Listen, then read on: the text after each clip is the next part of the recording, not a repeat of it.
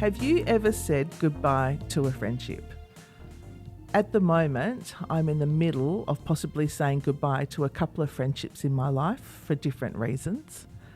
When you get to my age, you start to really reflect on your life. And one thing that someone said to me a couple of years ago is, when you get to 50, you spend your first 50 years accumulating things. And then when you hit 50, you spend the next 50 years getting rid of things. And that has been really true of me. Like at the moment, I'm going through a massive clean out of my house. But I think I'm also going through a real clean out of the things that are my personal friendships and what I want from my work life and things like that. The thing about giving up a friendship, though, is there's so much emotion attached to that and so much shared history. And so I have found it a very big thought process, and it's not something I've been able to do lightly or to do it there and then. I haven't been able to just cut the cord really easily. I talked about it with a very good friend of mine once, and her advice is you write that person's name on a piece of paper and you put it into the freezer because you're freezing them out of your life. Which I thought was hilarious. Brutal. Wow, we need to get her on the podcast. Frosty bitch. The thing is, I feel quite guilty about it because I'm literally ghosting her. A question, have you made it apparent to her prior to this disconnection that the relationship is in the position that it is? I find confrontation really difficult. I will be completely honest. I really do. And I have to be pushed to a certain point where and then it all comes out like a volcano, literally out of me, and things end. But I've just found it easier just to walk away. Now, I know she's probably really confused and probably wants to have a conversation around it, but I actually don't even want that. I just don't want that. I just think I just want it to end. I'm in the same situation as you in that I don't like the confrontation. I don't like having the explicit conversation with someone about why we no longer want to be friends with them, because part of me is like, what would that even look like? And what is my ask of the person? Like when I have a conversation with someone, what am I asking of them? Are they actually going to be able to change? Is everything going to be able to be something that could be addressed? And if it's not something that could be addressed, I just I don't try anymore. And I think often in some of the relationships I've been in, I am the giver. And so as soon as I stop trying, it actually dies a natural death. And so I wondered if that's a kind of similar thing, like what would you actually say if you were to have the conversation? Can I sort of put something to you then? Why is it that with friendships, there's a reluctance to have a conversation that ends it, whereas with a romantic partnership, after being together for as long as you both have talked about being friends, you would not just let it die a natural death, right? As opposed to maybe a casual hookup, which, it just peters out and maybe you don't have the conversation to end it. But a romantic relationship that had been going as long as the one you talked about. So, I'm very curious about why it's not the done thing or an acceptable thing to actually sit down and have a friendship breakup conversation. I never thought of it like that, because say if I was to end my marriage, I would definitely sit down and have a chat with my husband about that. Like, I definitely wouldn't freeze him or put his name in the freezer and have him find his name in the freezer going, why is my name written on a piece of paper in the freezer and where is Fiona? Yeah, I definitely. I'm so glad you won't ghost your husband. Yeah, no, but it's true though. It's true because the friendship is longer than my marriage. Seriously, like longer than my marriage. Well, I think relationships are different because you have, in a lot of circumstances, you have logistical things around it. And so like uncoupling of that like you do need, from a financial standpoint or a living standpoint, you've got to figure out, all right, what's going to happen next? Like, this is the end point. Friendships are very different because they are very intimate, but you don't have those like structural societal ties, if that makes sense. And I would agree with that, because often when you're in a romantic relationship, there is an element where you have the conversation to define the relationship and say, we are now in a relationship. And so therefore I feel like there has to be a conversation to undefine the relationship or redefine the relationship. Whereas with friends, it's not like you suddenly go, oh, we are now best friends, or we're now like, you know, we don't have those clear conversations. We hang out, we connect, and then it's easy to then just stop. But I think relationships can be similar with the demise of a friendship in the sense that it takes time to process, like, whether you want to be in this at all. Like, it sort of cools off. And I think some people have ends where it is a bit, like, I've heard of people who have been ghosted by their partner and they've never actually broken up as well. Like, they just disappeared. I think it's not as common, but there are cases where that does happen and people just sort of ice each other out and then just wait for the other one to do the decent thing and be like, okay, well, clearly you don't want to be in this, so we're done. I often wonder if it's part of the way that I've been brought up. Like, I'm a very different person now than I am in my 20s, like a really different person, and I know that. And like in my marriage, I often think with a partnership, you're going along a path next door to each other, and I wish I could visually show you this, and then sometimes someone might stray off the path and take a different path and the other partner might go the other way. But what your hope is you always come back together again at some stage, and that's okay straying, you know, and coming back together. But with this friendship, I feel like I've strayed so far from that path, I can't even see her anymore. Like, there's no way back for me to come back to this pathway. And that's why, like, I feel I'm a total stranger to her now. She wouldn't even know who I was and is actually not interested in knowing who I am. Like, still thinks of me as the old Fiona, and I'm not that person anymore at all. And also, that Fiona used to be a person who just gave and gave and gave and asked for a little in return. So that's what the expectation is of me. But I'm not that person anymore. Now I do think a bit more about I need my own needs met, and it's almost part of having self-care about yourself instead of putting everybody else first. And I'm not getting that.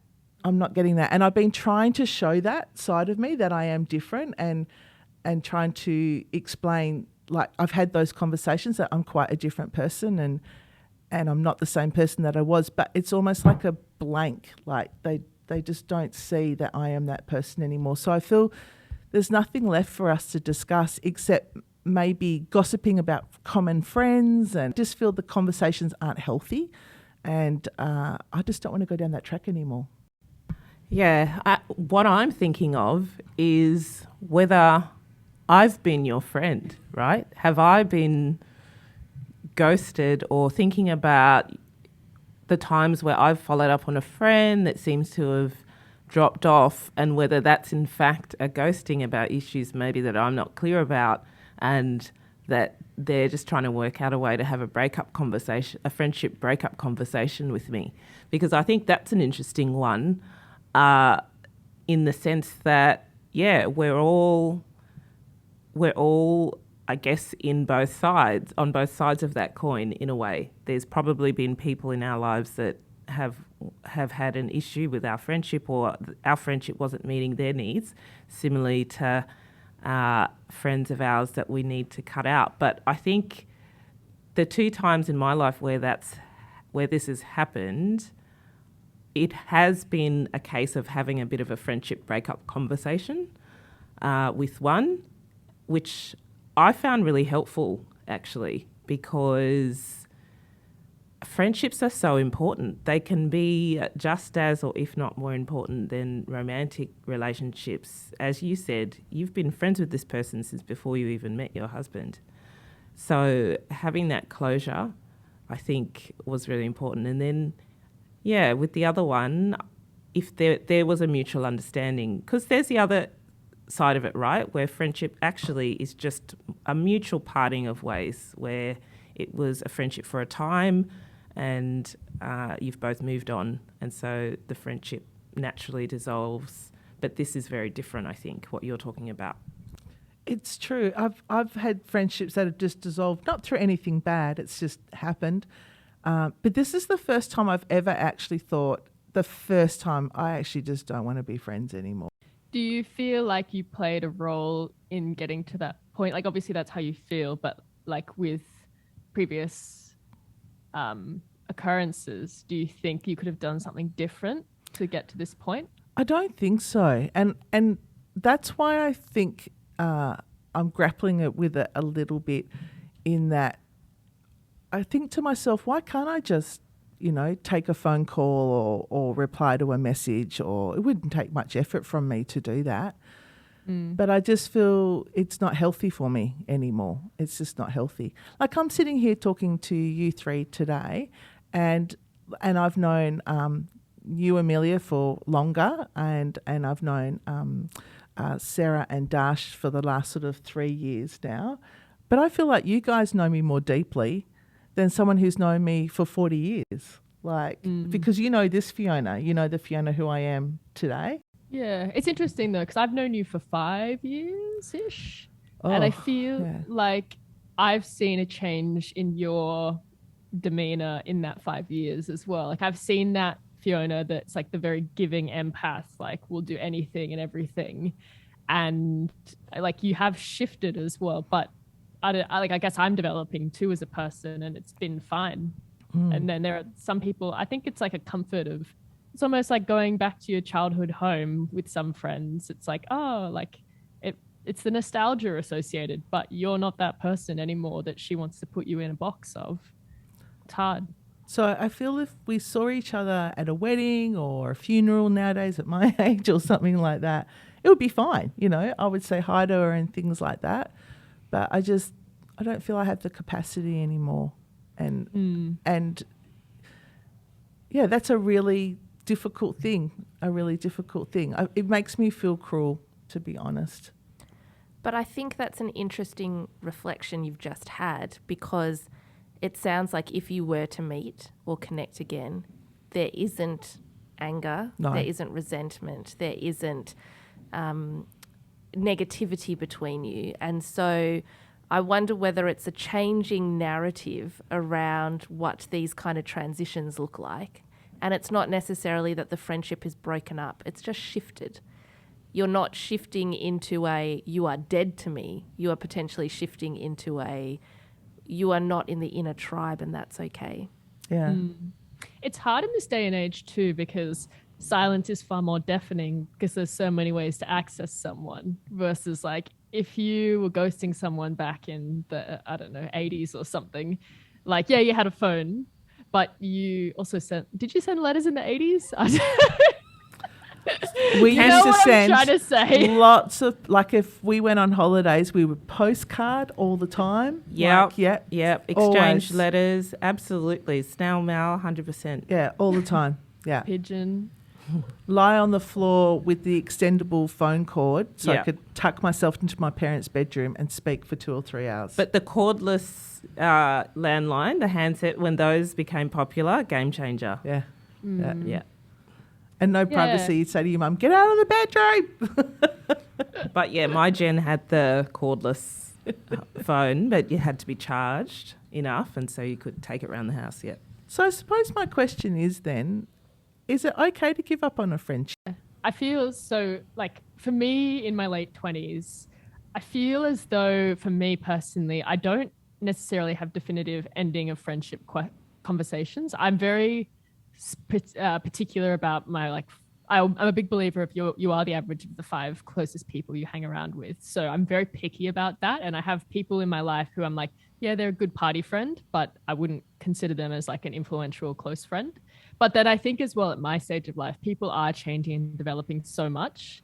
And so we're all going through these different phases, but I don't want to shut doors on people necessarily. It's just, we're all trying to figure ourselves out. So I'm not necessarily going to be there for that, because sometimes I don't think it can be quite toxic. And I think a lot of people will come to me and sort of ask me for answers. And I'm like, I don't have the bandwidth necessarily to deal with this drama all the time. I have been through in the last 12 months, a big believer of just saying how it is. I also hate confrontation, but I feel like the more that I do it, not the easier it gets, but I'm just like, okay, I didn't die. Nothing imploded. It's okay. Something I just want to unpack from that, just as something you said at the very start, and it's something that was never discussed when I was a younger person, was this curating of your friends, and that the people that you hang out with, make a better you and things like that. Because I do read a lot about that nowadays, about you need to be with people, reflect where you want to be in life and if you want to achieve things and things like that.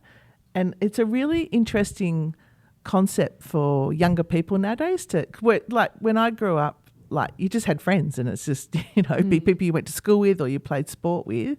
Is that something that you actively do? You think about when you form a new friendship?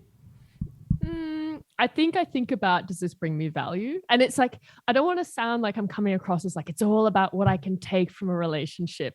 I think it's it needs to be mutually beneficial. And especially in this day and age, we have so much access to so many different kinds of people out there. So theoretically, if I wanted to just hang out with people who own sausage dogs, I could just say, you know what, you don't have a sausage dog, not interested. And so you're I think some people sometimes are sort of struck by this paradigm of choice where it's what do I do?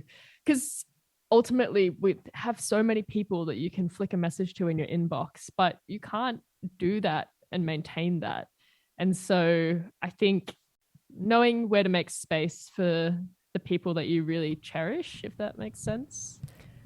That's so different to when we were growing up. That's such a different way of thinking about friendships. And I had never thought about that before. That, of course, your generation with a few taps on your phone can just access vast networks of people to share interests with and be friends with. Whereas I guess my generation, micro-gen, Zennial, Gen X, it was about physical proximity, really, or who you went to school with, and then sort of university. I remember sending my first email first year uni. So, you just kind of not stuck with it. Your friends, there was just less choice, really, in how you came to meet people and how you could connect with them.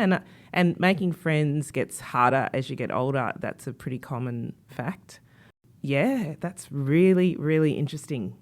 I think I'm quite similar to Amelia now, but growing up probably more similar to Sarah, in that, yes, proximity mattered and, relied on much more kind of physical forms like letters and notes and being in the same place as people to create those friendships. But now I am curating friends. And I think the reason I'm curating friends is not just from, shared interests, but how do they make me feel? And I have a lot of people who I've had to let go of, for example, because they obsess too much about diet and their bodies.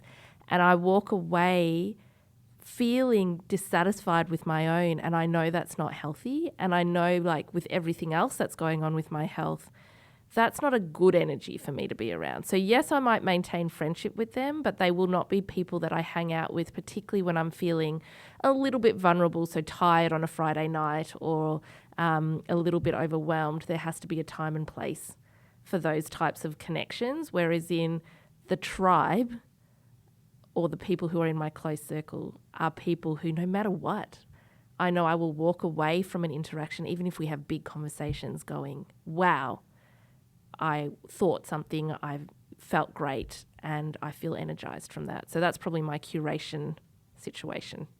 Something I find interesting is, does that mean that we have greater quality of relationships and friendships? Because I don't think it necessarily does. Reason being, for example, my parents obviously live in a very, very small country town, Bogengate. And it's interesting to see their friendships and how they carry those out, because they don't have a lot of choice in terms of the people around them because the population isn't that big. And in a lot of ways, it's kind of almost like being in a marriage that you just got to make work because you don't have any other options. Like they'll go through phases where like there'll be difficult times, and a lot of them, they might not really have that much in common other than the fact that they live in this same place. But I think in a way it makes them persist and work through things sometimes with people. But whether that's a healthy thing as well, I'm not sure. But there's a real sense of community, and like when things go wrong, people really band together. So really interesting. I once heard this quote on Modern Family, and it was by Gloria, and she was talking about her friends, and she was saying to her friend, "Are you the wind at the back? Are you the wind on my back or the spit on my face?" And I really did think that can define a lot of the friendships in your life, you know, about whether someone is really supporting you and moving you forward, or whether they're just literally spitting in your face. So true. It's true, isn't it? I was just going to say that's a fantastic note to end on. Are you the wind at my back or the spit in my face? And Is that how notes you to should- friendship. I think Someone you should break up with. You're spitting in my face. You're not the wind.